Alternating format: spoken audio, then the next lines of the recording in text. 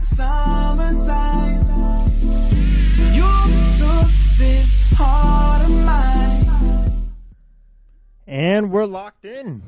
Hey, what's up, Cuzzo? This is Dave the Wave. I don't know how to behave. That was pretty good. Thank you, sir. And we're locked in. Again, here we go, and the momentum continues to roll. This is the fall of Locked In. That's a good one. You like that? I like that one. We are the community. We're the people's podcast. This fall, the winter, the end of 2018, we take over the damn world. We just come to take over. That's what we're doing. We're not coming to take part. Like my good friend Conor McGregor once said, we're here to take over. But this episode, so Dave and I have been having these conversations, and you were like, you know what? Let's just put a mic in front of our face, unfiltered, everything about the most polarizing athlete in sports. He is the sport, Tiger Woods. Exactly. That was going to be my first line.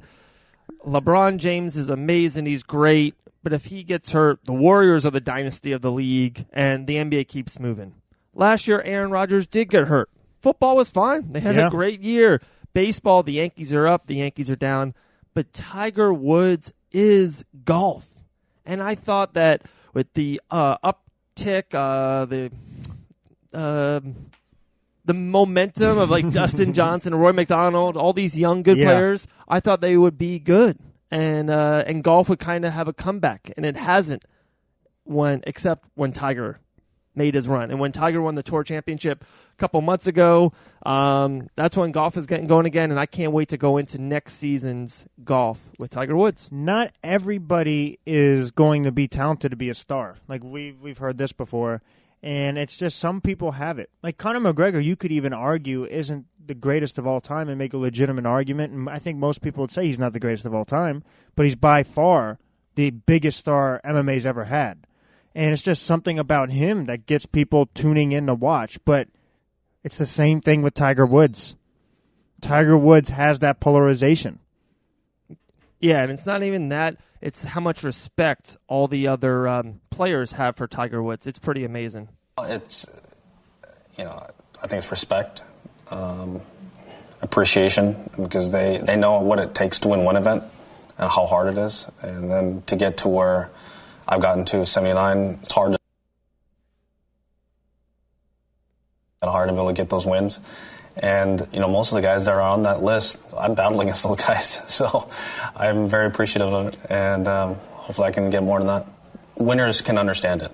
The guys who won on tour and how hard it is to win out here. You can have hot weeks and still lose. I mean, it's coming down to one shot over, for 4 rounds. It's very interesting if you look at it and think back to, guys. Tiger, the greatest golfer ever, the most tour championships. By far the most polarizing. Love him or hate him, Tiger Woods is golf. So what we're talking about is everything about him. Is the golf the same without Tiger Woods? No. When he plays, quadruple the ratings. That's not the debate, but the debate is something you've said, is you believe Tiger Woods was on steroids, PEDs. Yes, 100%. And explain, because okay. A lot of people, let me just give a quick background before you explain. Most people would not say that about an athlete like Tiger Woods. Now, he's been under scrutiny, obviously controversial, but never have I heard that he used PEDs early in his career. You said it. I was opposed to it. We went back and forth, but it does make sense. I don't know if it's a fear factor. Nobody wants to say that because he is on a pedestal. He is Tiger Woods. But explain why you think he was on PEDs. Okay. First and foremost was the timing of everything. When Tiger Woods was winning tournament after tournament, Masters after Masters, when he was at his toppest peak, that's when, let's just call a spade, Barry Bonds in baseball, there was a lot of PEDs in the baseball era. Even football, there was some that was going around. Who knows? HGH in basketball, Dwight Howard had some pretty wide shoulders. I'm just going to throw that out there. So the timing, the late 90s, early 2000s was, to me, a drug, performance-enhancing drug era. So with that being said, I just think that Tiger He was the wealthiest athlete of that time, making the most money on and off the field, right? For sure. The course. So he definitely had the resources to find the best possible steroid performance enhancer, to get in the him. market. And yeah, exactly. And not even that. He didn't want to make it obvious. You don't want to, I'm just going to be blunt. You don't want to just stick needles in your butt. Like he's probably doing it with oils. He's doing it with lotions. He's doing it really discreetly. Okay, so now I ask you, I'm like, okay, well, how do you explain his recent success? And because he has moments where he shows glimpses and flashes of the old Tiger Woods, but then he also has these droughts where, okay, he's older, he's had back surgery, he has back issues. And that's where I think his streakiness comes from, is his back issues. He's had injuries, and everybody knows the back is a very sensitive muscle. It's not anything to play with. And when you have surgery and you have any type of back issue, it affects everything you do, especially in golf. You move your hips, you use your back, you swing. And he's been doing this since he was a kid. I mean, his father had him doing it religiously, practicing his strokes. So I think it comes from being older and being injured, but he still has the talent and the mindset of Tiger Woods, so that's how you get those glimpses. I don't necessarily think that's the PEDs. Now, for your argument's sake, maybe in the beginning of his career he took PEDs, but now you're not saying he takes them, do you? No, not now. I think he's off of it. I think it's 2018. I think the drug testing is so great. Yeah. It's so unbelievable. The drug testing in MMA now is awesome. Baseball, it's awesome. And it's really relevant. People will figure it out and find out. The media is better. There's no secrets. Social media, Twitter, Everything Facebook, gets out. Instagram. Everything gets out. He was cheating on his wife. Sooner or later it got out. She hit him with a 2x4, right? It gets out. So my thing with that is, okay, Tiger Woods, who's the greatest golfer ever, without steroids. I think he's the greatest golfer ever. Barry Bonds is a Major League Hall of Famer. But with steroids, it just elevates him to the next level to win more tournaments. So if Tiger wasn't on steroids back in the day, I still think he would have been great and win Masters, but he wouldn't win 7 tournaments in a row. It's that longevity of his body's at A-plus level. After you play golf for 4 days, you get tired. You need a break. So just with that, going real quick into today is, I think Tiger's not on it anymore. I just think his body, he's still great. He's still one of the smartest golfers of all time. I just think that now he's really good a weekend, a month.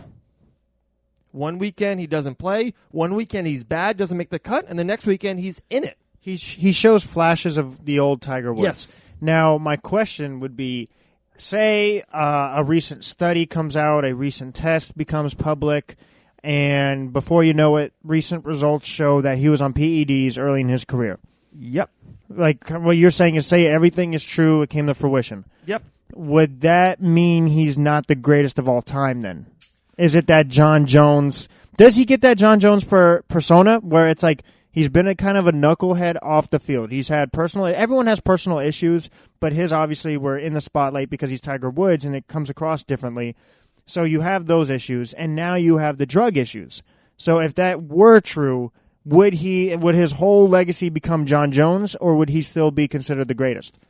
The latter. And I think it's a really, really good analogy by you, John Jones. Yeah. In the octagon, no doubt about it, the greatest ever. On the course, no doubt about it, the driver, the middle game, the putt-in, he's the greatest ever. Yeah. But if he does get popped, like that would definitely, Jack Nicholson, he's an old school boy. It would help them. Yeah, even Phil, it would make Phil elevate his game to another level, and then some of these young guns.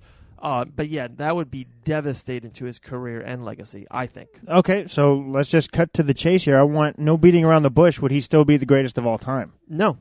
So no. No. And now... Absolutely not. That leads me to my next... Because I agree with you. If it were true, there's no way you could be the greatest of all time if you weren't truly playing at your natural level. Sure. But my question for you would be, does that ever come to fruition where you find out he was on PEDs? Or is it so far long ago, we're in the present, we're in the social media now, not then, they're focused on the now. It's more of an opportunity or chance he get popped with it now than back then.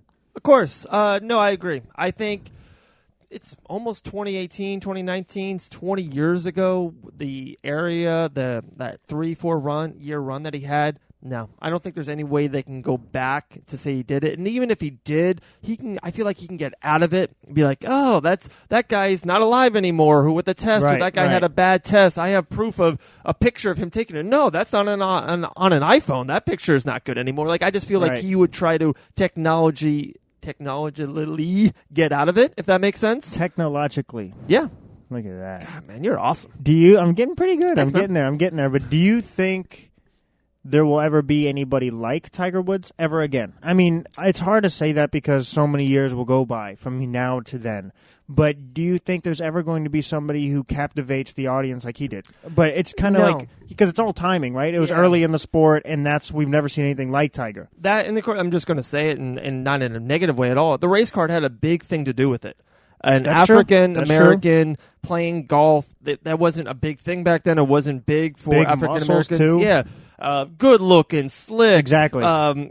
Just a funny, wanted to drink before golf. Like, polarizing. He's a cool dude, right? Like, it's just, and for him to play golf was an old white guy game with wearing high pants and a goofy shirt, like Happy Gilmore. Like, that was golf. Like, that's what he brought swag almost to the game of golf. He brought Nike into golf. He transcended golf.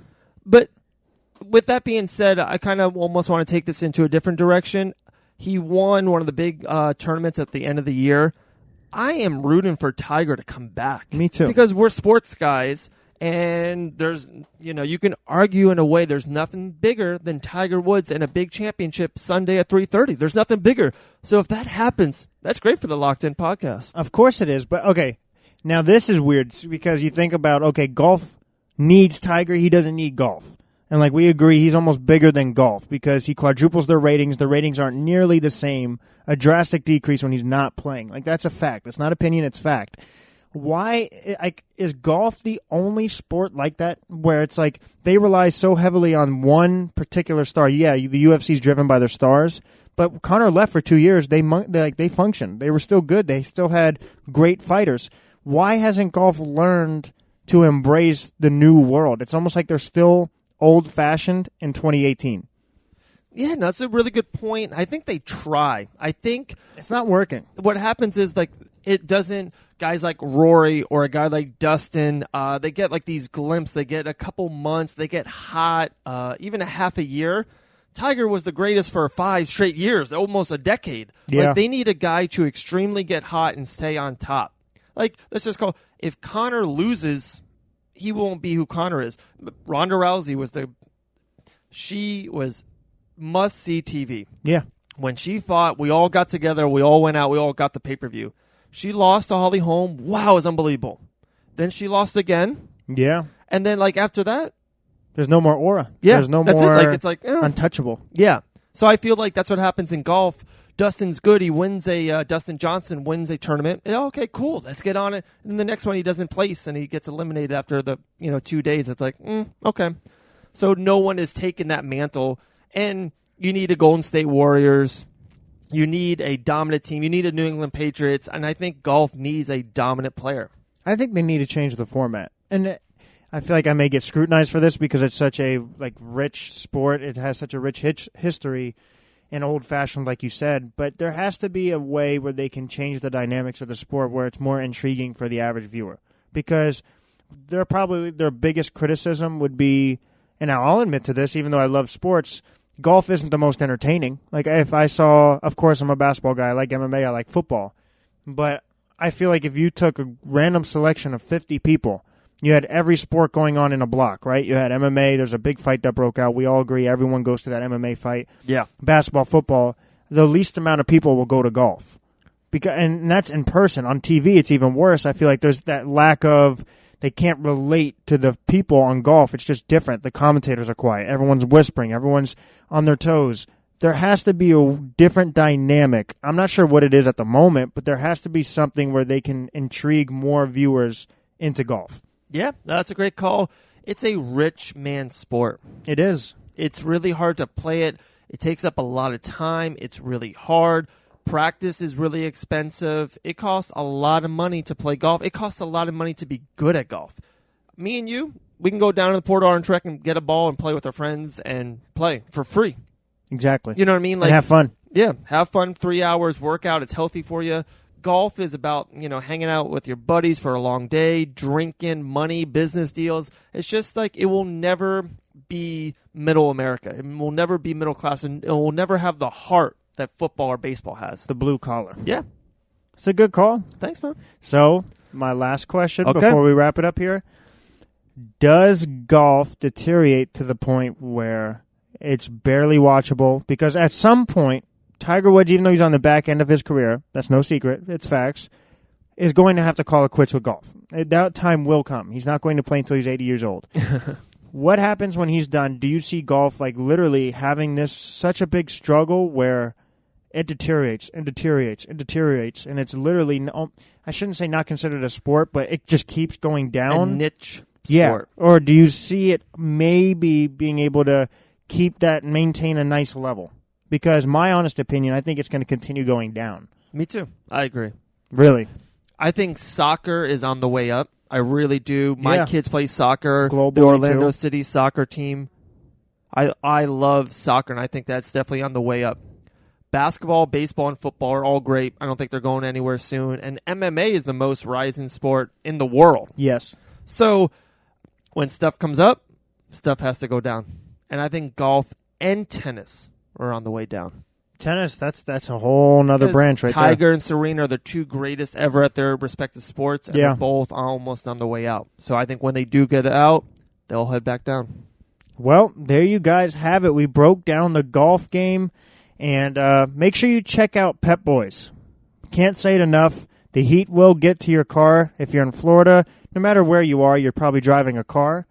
You have to get your car repaired correctly. Don't keep going. Go to Daytona Beach, Florida.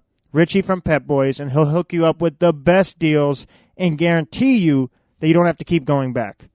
And Dave, I think that wraps up our Tiger Woods breakdown. It does. I just really want to say real quick, hey, if you disagree with my Tiger Woods, opinion about him having steroids, Go after him. I'm not sorry for nothing. Come after me. David Van Auken, social media platforms, Twitter, Facebook, Look at that. Instagram. Come at me. Dave Van Auken. We'll at Tiger Woods at this. We'll at him. And also, if you want to get the best T-shirt in the world, go to shop.spreadshirt.com/locked-in with In two the world. N's. The world. World. Again, one more time. The world. So get it. Locked in. Shop.spreadshirt.com/locked-in. Our best plug we've ever done. And like always, guys, make Stay sure you stay locked in.